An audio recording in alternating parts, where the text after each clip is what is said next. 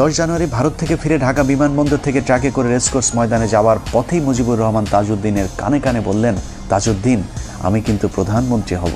যে তথ্যটি তাজউদ্দিন আহমেদের মেয়ে শারমিন আহমেদ তার লেখা তাজউদ্দিন আহমেদ নেতা ও পিতা বইতে উল্লেখ করেছেন। যেই কথা সেই কাজ। মুজিবনগর সরকারের অস্থায়ী সংবিধান বাতিল করে 11 তারিখে নতুন সংবিধান আদেশ জারির পর 12 তারিখে তাজউদ্দিনকে সরিয়ে প্রধানমন্ত্রীর চেয়ারে বসেন শেখ মুজিব। তার ঠিক 10 দিন পর 22 জানুয়ারি রাষ্ট্রপতির পদ থেকে সৈয়দ নজরুল ইসলামকে সরিয়ে মুজিবের পছন্দের মানুষ বিচারপতি আবু সাইদ চৌধুরী ও পরে মোহাম্মদ উল্লাহকে রাষ্ট্রপতির পদে বসান। তবে দুজন রাষ্ট্রপতির সাথে মুজিব চাকরের মতো আচরণ করতেন।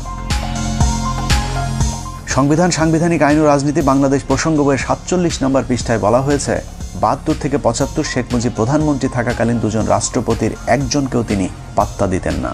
মুজিবের অগণতান্ত্রিক ও অসাংবিধানিক কাজের বিরুদ্ধে কথা বলার সাহস ছিল না তাদের। একই পৃষ্ঠায় বলা হয়েছে, মুজিব আর ক্যাবিনেট সদস্যদের সম্পর্ক ছিল প্রভু আর ভিত্তের মতো। ক্ষমতা পেয়ে বদলে যাওয়া মুজিবের একনায়কতন্ত্রের বিরুদ্ধে যে যখন প্রতিবাদ করেছে তাকেই তিনি তখন শায়েস্তা করেছেন। স্বাধীনতার দলিলপত্রের প্রথম খণ্ডে শেখ মুজিবের মাস্তানির এক ভয়ঙ্কর বর্ণনা তুলে ধরা হয়েছে, যেখানে বলা হয়েছে 1972 সালের 11 এপ্রিল কে ওবায়দুর রহমান সংসদে বলেন, এ পরিষদ যদি সার্বভৌম না হয় তাহলে মন্ত্রিসভার ক্ষমতার উৎস কোথায়? মাননীয় স্পিকার, আমার দাবি অবিলম্বে এই গণপরিষদকে স্বাধীন বাংলাদেশের পার্লামেন্ট হিসেবে ঘোষণা করা হোক। কথা বলার সময় তাকে বারবার থামিয়ে দিচ্ছিলেন মুজিবের তেলবাজ স্পিকার আব্দুল মালেক উকিল।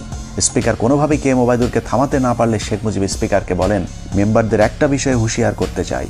স্পিকার যখন কথা বলেন তখন আর কারো কোনো কথা বলার অধিকার নাই, বললে তাকে পরিষদ থেকে বের করে দিতে পারেন। অথচ সংসদের ভেতরে স্পিকারকে প্রধানমন্ত্রীর এ ধরনের আদেশ নির্দেশ সম্পূর্ণভাবে বেআইনি।